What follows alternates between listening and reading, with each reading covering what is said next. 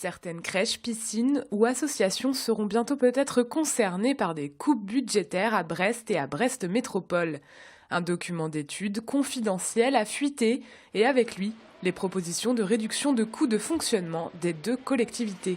À l'heure où le téléphérique à près de 20 millions d'euros ouvre ses portes, certains Brestois s'interrogent. La question du téléphérique est une question un peu à part dans la mesure où déjà c'est dans un budget annexe, hein, c'est dans un budget transport qui donc ne relève absolument pas de la réflexion qui est en cours actuellement. Les deux collectivités rappellent que depuis 2013, elles ont perdu environ 20 millions d'euros de dotation de l'État. Aucune fiche n'a été chiffrée, en tout cas le travail qui a été demandé aux élus est un travail non pas à partir des économies à réaliser, mais à partir du sens. Et il nous faut trouver et donner à nos deux collectivités des marges de manœuvre pour agir sans ponctionner donc,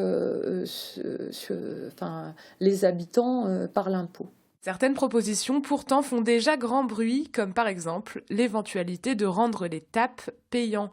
Pour beaucoup de parents, hors de question de payer pour des temps d'activité périscolaires proposés aux enfants d'écoles de maternelle et de primaire après l'école depuis la réforme des rythmes scolaires. Nous sommes pour la gratuité de l'école publique et nous ne pouvons accepter, après tous les soucis qu'il y a eu pour la mise en place justement de ces TAPS dans le département, qu'ils deviennent payants. Le plan de restriction ne sera adopté que courant de l'année 2017.